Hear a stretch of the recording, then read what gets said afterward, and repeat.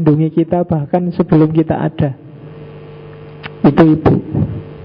Kecuali satu dua yang tidak terlalu waras, ya, yang anaknya sendiri di susah-susah. Gibran juga begitu. Ibunya lah yang ngajari dia banyak hal, termasuk bahasa Perancis, termasuk tentang musik. Dia nulis risalah kecil tentang musik, dan itu tulisan Gibran pertama sebelum terkenal. Judulnya An-Nubdah fi Fannil Musiko. Jadi setetes pikiran, setetes hikmah dalam bidang musik. Dan itu kalau dicerentehkan perbaitnya nanti luar biasa. Dan yang ngajari musik pertama kali adalah ibunya. Oke, yang ngajari kalau dalam bahasanya Gibran, yang pertama kali ngajari dia bahasa hati itu ibu. Susah bahasa hati itu. Kalau sering-sering tidak dilatih dia mati. Kalau akal mati bisa hidup lagi, tapi kalau hati mati itu menghidupkannya susah.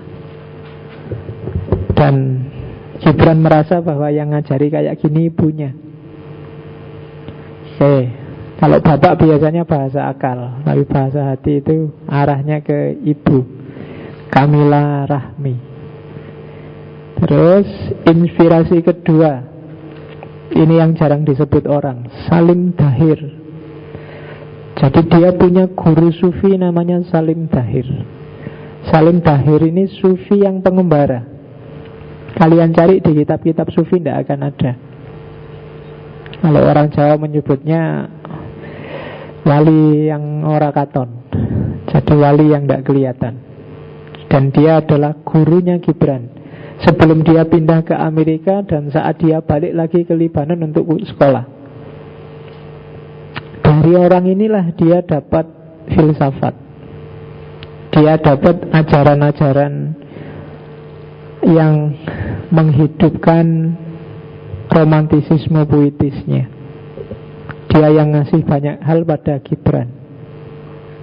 Jadi Salim Dahir. Ya, biasanya orang-orang besar ada ininya. Kalian carilah sumber inspirasimu sendiri. Karena kalau nggak punya sumber inspirasi ya stagnan. Sejago-jago kita juga susah untuk produktif kalau nggak ada sumber inspirasinya. Maka Gibran punya Salim Dahir. Terus tadi tak sebut, di antara idolanya Gibran juga budaya Cina dan India.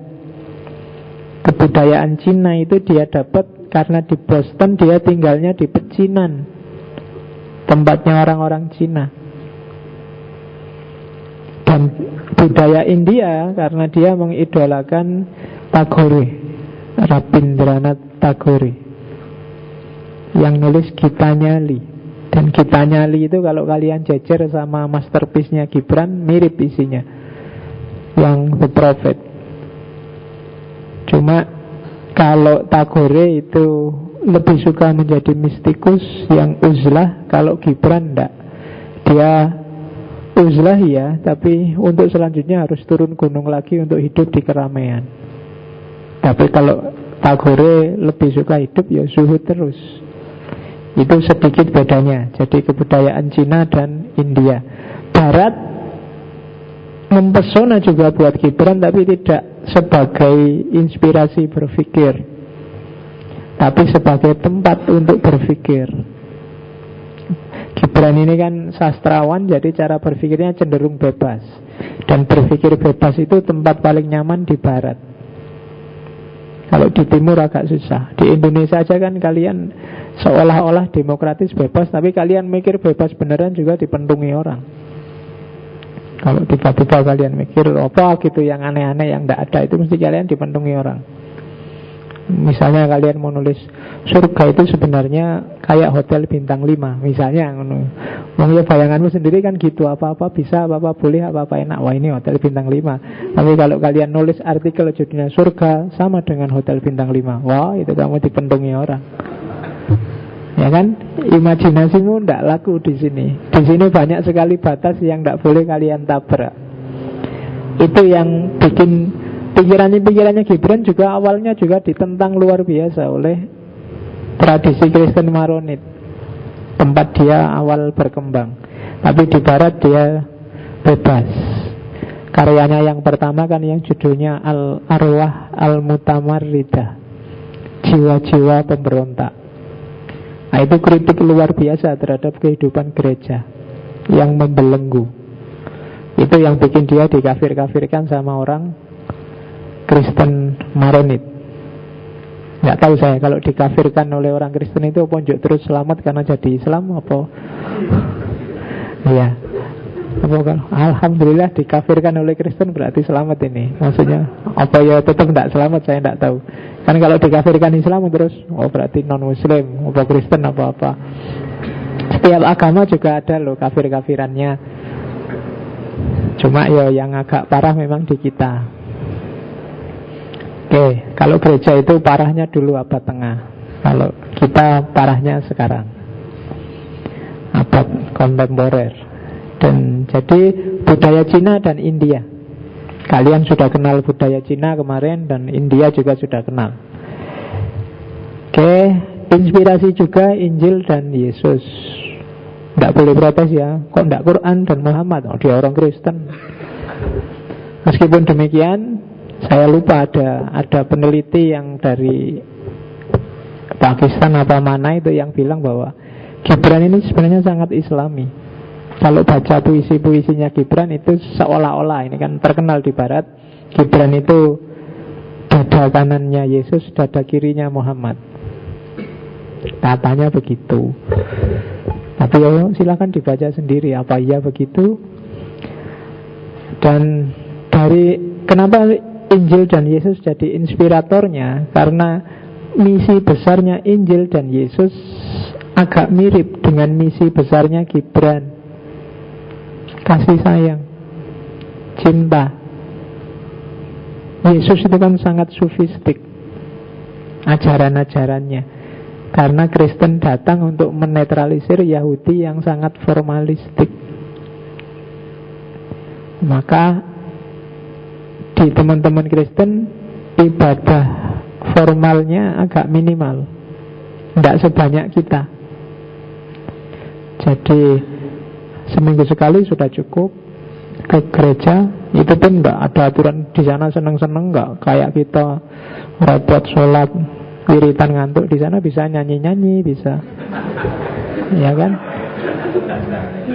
Nah, iya enggak kayak kita kan, kita serius. Kamu ngobrol di masjid waktunya orang sholat bisa dimarahi banyak orang.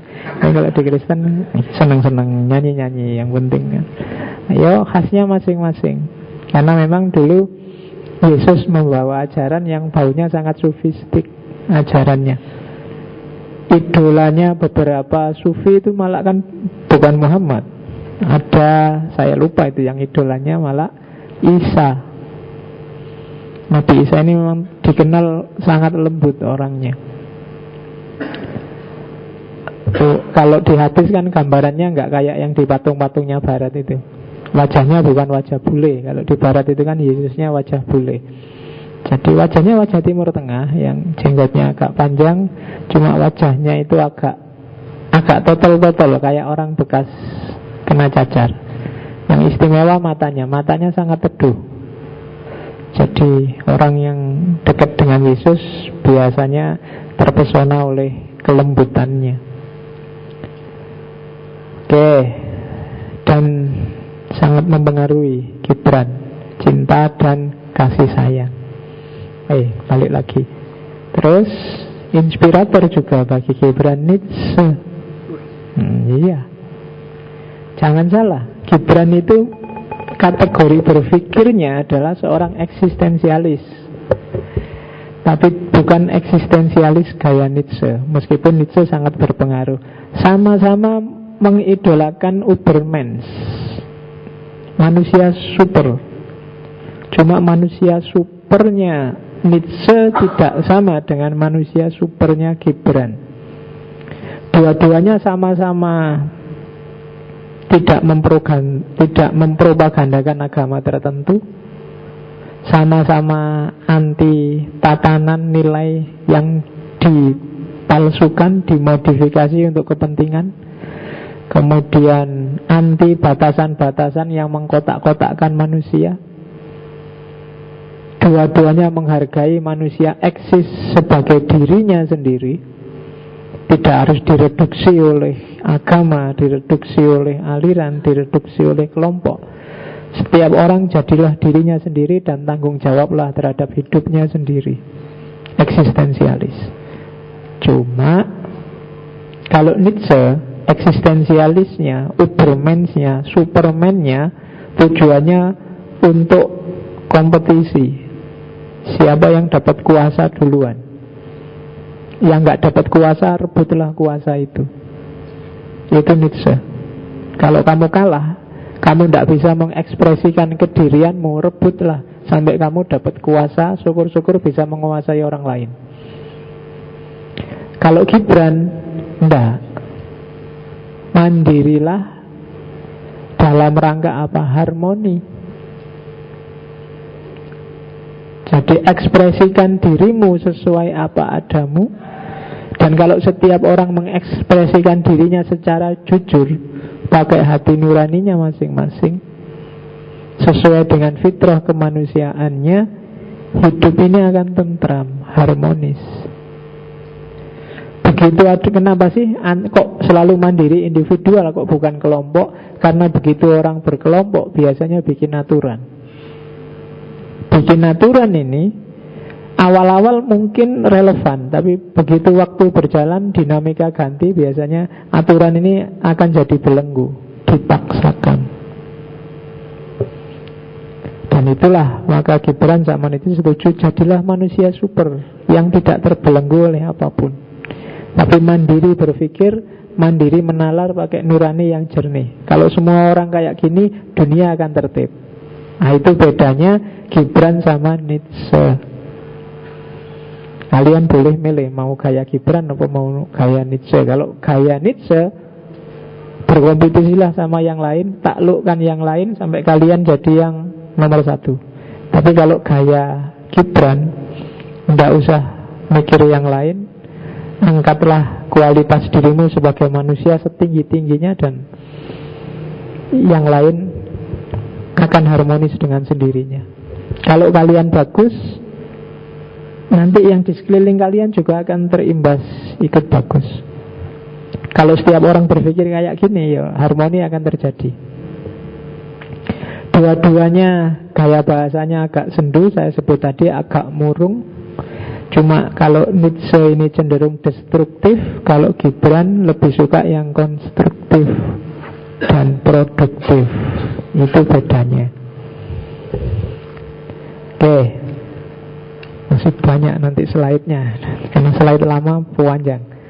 Yang kedua, para seniman Boston. Jangan salah, Gibran ini lebih dikenal sebagai pelukis, pemahat pada eranya, dan dia punya banyak halakoh seniman, meskipun dia pendiam, khususnya di Boston. Era itu era romantisisme, saya bilang tadi. Dan ada kecenderungan kalau di Boston zaman itu ada jargon the mystic atmosphere of Oriental circle. Jadi hawa mistik dari timur. Jadi mistik timur sedang jaya pada saat itu. Jargon utamanya menuju kesunyian. Khas ya. Jadi jargonnya menuju kesunyian. Nah, kapan-kapan kita bikin jargonnya ngaji filsafat ya. Menuju ketidaktahuan misalnya. Loh itu khas loh. Itu seolah-olah, tapi menuju ketidaktahuan itu kan begitu kamu sadar tidak tahu, alamat kamu ingin tahu kan. Tapi kalau menuju tahu ya susah nyampainya. Sadar aja dulu bahwa kalian itu tidak tahu, tidak ngerti apa-apa. Jadi jargonnya kita menuju ketidaktahuan. Jadi tuntutannya nggak macam-macam. Sampai kamu ngerti, oh alah Pak, ternyata selama ini saya tidak tahu toh. Berarti sukses sudah. Ya, lo yang kayak gini ini nggak gampang loh. Banyak orang merasa tahu, nggak tahu kayak tahu-tahu kan gitu. Oke. Jadi gaya kayak gini menuju kesunyian itu yang mesti klop sama karakternya Gibran. Terus, nah nanti saya bilang tadi banyak yang mengidolakan Gibran sampai-sampai ada aliran khas dalam dunia sastra namanya Gibranisme. Kalau di bahasa Arab biasanya disebut Jubroniyah. Jadi Gibranisme itu yang menginisiasi grupnya Gibran. Dia punya satu kelompok penulis, murid-muridnya yang disebut Robitoh Al-Qolamiyah, ikatan para penulis. Beberapa muridnya terkenal, misalnya Elia Abimahdi, Nasib Arido, Fauzi Al-Ma'luf, termasuk yang banyak menerjemahkan bukunya dalam bahasa Arab, Mikail Nuaimi. Jadi orang-orang inilah nanti membawa gaya baru dalam dunia sastra yang mengikuti gayanya Gibran, namanya Jubroniyah. Cirinya apa? Ciri yang pertama adalah romantis. Ya romantis itu tidak sama kayak bahasa Indonesia ya. Kalau di Indonesia kan romantis sama dengan gombal. Kalau romantisisme enggak. Romantisisme itu saya bilang tadi merujuk ke era aliran. Mungkin dulu bisa dibuka lagi babnya tentang romantisisme, termasuk Voltaire dan kawan-kawan. Jadi arahnya hidup yang sesuai fitrah, yang alami, sesuai kodratnya manusia. Itu romantisisme. Dari asal kata roman. Roman itu kan karya sastra yang isinya biasanya kisah percintaan. Cuma sebelumnya roman itu karya sastra di Romawi isinya heroisme pertempuran. Tapi terus di sastra dibagukan jadi karya sastra yang tekanannya pada emosi kejiwaan. Dan karya sastra yang kayak gini disebut romantis. Meskipun nanti begitu masuk ke Indonesia, romantis itu disebutnya cara berpacaran yang apa ya, kamu romantis banget ya kayak gitu itu. Jadi romantis itu kalau pacarnya malam-malam ngajak makan di kafe yang remeng-remeng, terus di sana itu disebut romantis sekali ya suasananya gitu. Tapi bukan itu maunya. Jadi cara berpikir yang natural, alami, basisnya bukan akal tapi perasaan. Terus yang kedua, gaya simbolis, kiasan, metafor, biasanya mengkritik sesuatu. Dan yang ketiga, tidak pusing dengan aturan-aturan sastra. Tidak pusing dengan, oh ini belakangnya A, sampirannya isinya juga belakangnya harus A. Itu Gibran jawab dengan itu. Pengen ngomong ya ngomong aja. Tidak harus ritme, tidak harus aturan. Kalau di prinsipnya Gibran, apa yang keluar dari hati dan ketika ditangkap oleh hati pasti romantis. Tidak harus ada ritmenya. Kamu surat-suratan sama pacarmu kan dia nulis apa aja, rasanya kan enak, indah. Tidak harus kamu ada puisinya nih di belakang A lagi, tidak harus. Dan beberapa sastrawan Indonesia kan ada yang gayanya kayak gini, seolah-olah dia ngomong biasa aja cerita, tapi rasanya itu beda dengan prosa biasa. Nah itu kalau di barat disebut Jubroniyah, Gibranisme. Terus eksistensialis saya tadi sudah sebut. Gaya Gibran sama gaya Nietzsche itu biasanya dibedakan. Kalau Nietzsche itu eksistensialis sayap kiri, kalau Gibran eksistensialis sayap kanan. Nah, jadi ada eksistensialis kiri dan kanan. Tinggal kalian milih yang mana. Ya itu sebutan belakangannya aja. Gibran ya orang ngerti dikasih label kayak gini. Ya bagi yang suka besok mau ngangkat skripsi apa tesis tentang Gibran, kalau The Prophet itu hubungan manusia dengan manusia. Kalau hubungan manusia dengan Tuhan itu The Earth God. Kalau yang banyak hubungan antara manusia dengan alam itu cari The Garden of the Prophet. Itu buku-buku babonnya. Silahkan bagi yang pengen neliti ke sana. Terus eksistensialis saya kira sudahlah, ini masih panjang. Sekarang kita lihat gagasan-gagasannya. Ini sebenarnya banyak, cuma saya ringkas beberapa yang agak esensial. Yang pertama, apa sih intinya hidup itu? Katanya Gibran, ya mesti ngambilnya harus dari puisi. Engkau dibisiki bahwa hidup adalah kegelapan, dan dengan penuh ketakutan engkau sebarkan apa yang telah dibisikkan. Dengan penuh kebimbangan kuartakan padamu bahwa hidup adalah kegelapan jika tidak diselimuti oleh keinginan, dan segala keinginan akan buta bila tidak diselimuti pengetahuan, dan segala macam pengetahuan akan sia-sia bila tidak diiringi kerja, dan segala kerja hanyalah hampa kecuali disertai cinta. Ya kan? Abot iki wis. Piye terusan? Ya, intinya yang pertama, hidup itu yang ngasih makna kalian sendiri. Jawaban dari pertanyaan apa itu hidup, setiap kepala akan jawab beda-beda, tidak masalah. Cuma pertanyaan ini nggak bisa dijawab bagi orang yang tidak punya visi, tidak punya keinginan, tidak punya cita-cita, tidak punya target. Maka bikinlah target-target, bikinlah cita-cita, bikinlah keinginan. Baru kamu bisa jawab hidup ini apa. Yang kedua,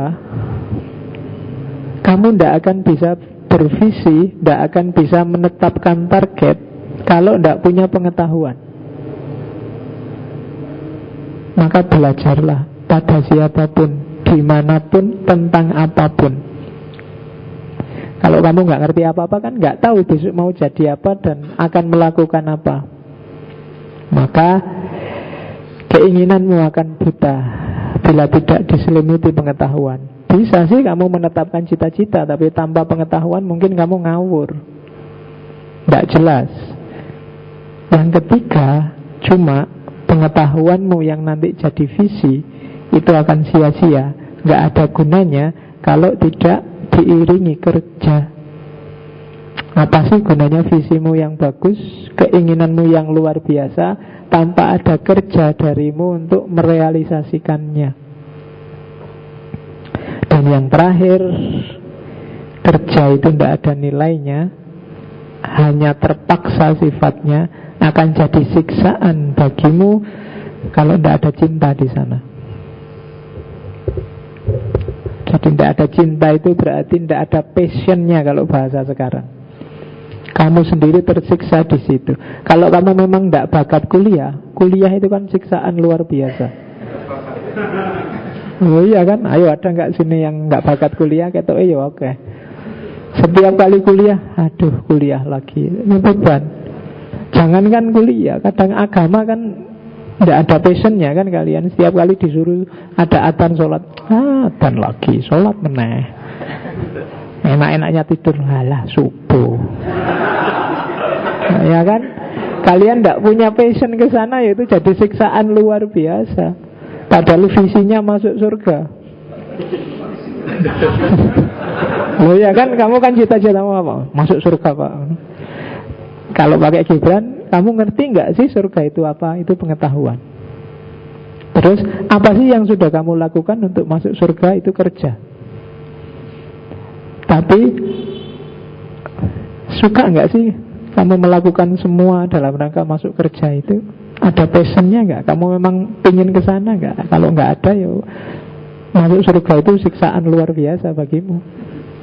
Ya kan? Sama kayak kuliah. Saya itu sukanya teknik-teknik Pak, malah kuliah di jurusan tafsir Pak.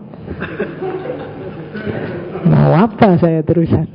Kuliah siksaan luar biasa. Begitu masuk kelas sama dosennya, apalin ya surat ini, ada. Ya kan, berat itu kan. Nah, tidak ada passionnya. Maka orang bisa menjawab apa itu kehidupan kalau dia punya visi, punya cita-cita. Dan cita-cita itu akan mantap kalau dia punya pengetahuan. Dan cita-cita itu akan tidak sia-sia kalau juga diiringi kerja. Tidak sekedar ideal mimpi-mimpi. Dan kerja itu akan indah kalau dasarnya adalah cinta. Nah, itu yang pertama. Sebenarnya ini uraiannya panjang, syairnya juga panjang, tak potong di situ aja ya intinya. Dan ini kan khasnya orang eksistensialis. Ya karena ngomongnya pakai cinta, pakai itu kan sayap kanan. Kalau di Nietzsche tidak nyampe dia ke cintanya. Jadi eksistensialisme sayap kanan, kehidupan. Nah, ini syair selanjutnya kebalikannya. Tadi kan dari bawah ke atas, ini dari atas ke bawah. Hidup tanpa cinta seperti pohon tanpa bunga, juga buah. Cinta tanpa keindahan seperti bunga tanpa wangi, buah tanpa biji. Hidup, cinta, dan keindahan adalah 3 intisari dalam satu diri. Bebas, tiada berubah atau terpisah. Ya, yang ini maksudnya sama, nggak harus saya jelaskan lagi.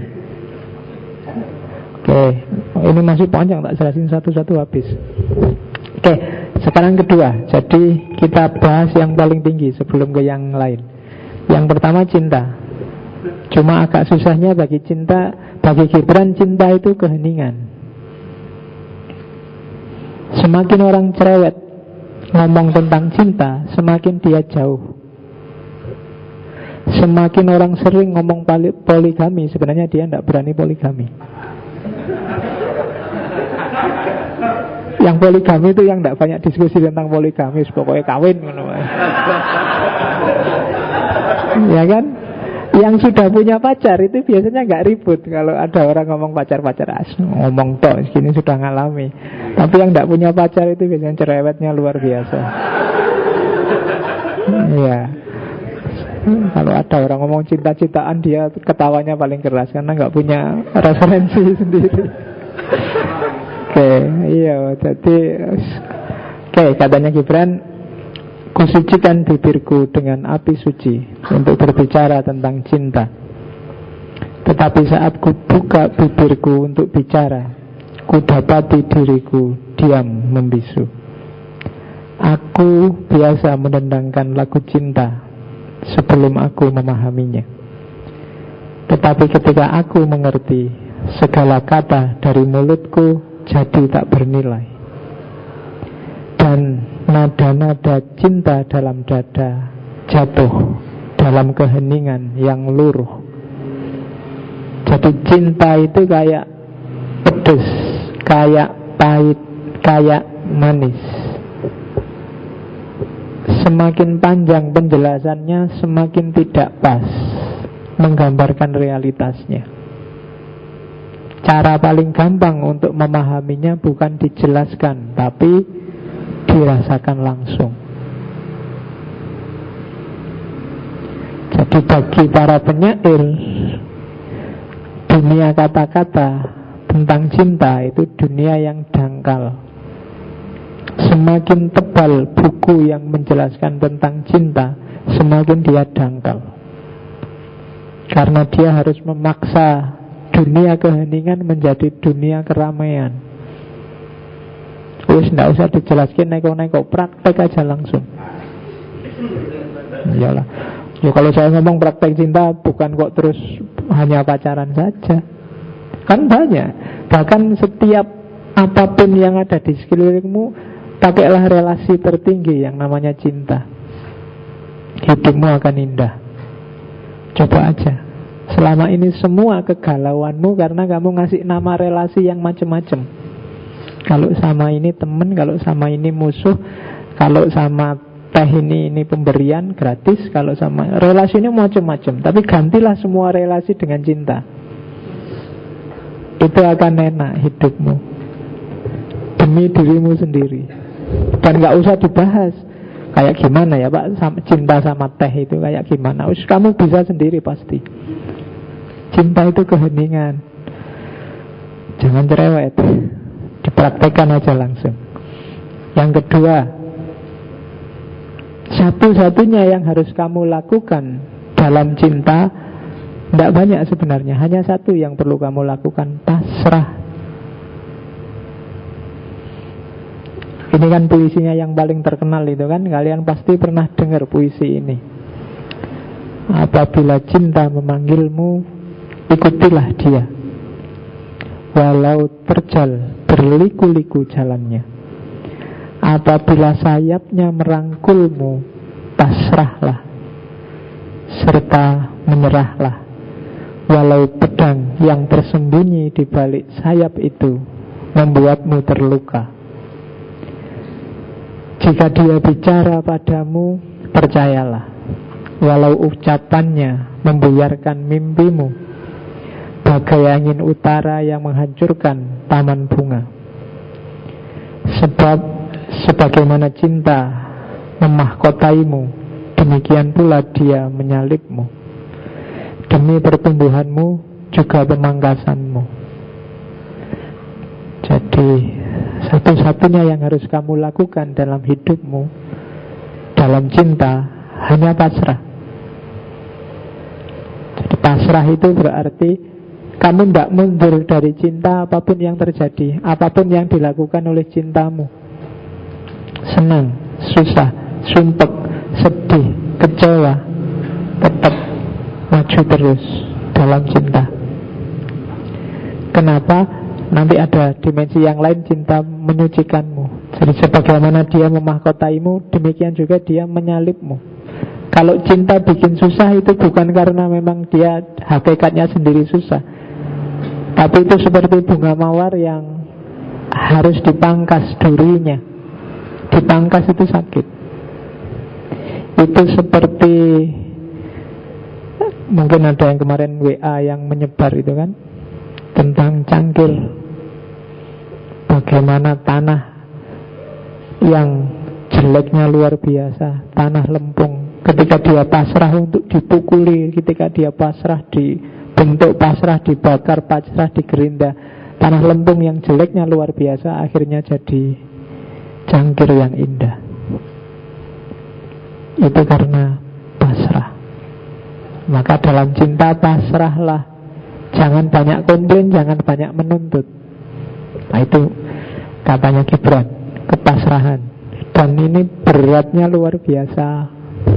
Kamu boleh bilang, tidak manusiawi itu Pak, ya kan? Ya monggo aja. Mana yang manusiawi, mana yang enggak. Kalau di Gibran pembuktiannya pakai hati nurani. Oke, itu kayak orang tua sama anak kecil itu loh. Ibu sama anak kan relasinya cinta. Dan itu kalau anak itu pasrah saja apa maunya orang tua, dia lebih selamat, karena dia belum paham hidup ini. Anak kecil, ya kan, kadang sama ibunya dijewer, kadang sama ibunya dimarahi, kadang dikunci dalam kamar biar kamu kapok. Itu kan sebagaimana dia memahkotaimu, demikian pula dia menyalipmu. Tapi bukan karena untuk menyiksa, demi pertumbuhanmu juga pemangkasanmu. Kalau enggak mungkin bahaya. Anak ini harus perlu dididik. Jadi yang kedua, cinta itu kepasrahan. Yang ketiga, meskipun kamu pasrah, sadarilah bahwa setiap hal, setiap diri punya kebebasannya masing-masing. Saling bercintalah, namun jangan membuat belenggu dari cinta. Biarkan cinta seperti air yang lincah menjelajah di antara pantai dua jiwa. Saling isilah gelas minumanmu, tapi jangan minum dari gelas yang sama. Saling bagilah rotimu, tapi jangan makan dari piring yang sama. Bernyanyi, menarilah bersama dan bersukacitalah. Hanya biarkan masing-masing dalam ketunggalannya. Bahkan masing-masing tali harpa memiliki ketunggalannya, walau mereka berdendang dalam lagu yang sama. Kebebasan. Setiap pribadi itu unik. Dalam cinta harus ada respect, penghargaan pada keunikan masing-masing. Tidak harus dipaksa. Penjelasannya panjang, dirasakan aja sendiri ya.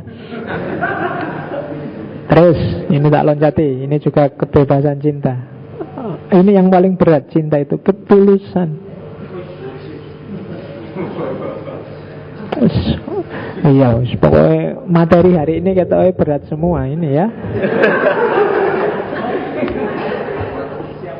Gimana caranya? Tulus itu cinta tidak memberikan apa-apa kecuali hanya dirinya. Cinta pun tidak mengambil apa-apa kecuali dari dirinya. Cinta tidak memiliki ataupun dimiliki, karena cinta telah cukup untuk cinta. Berat. Iya, sahabat es. Islah, nggak usah tak jelasin lah. Itu dipikir dewi ning omah.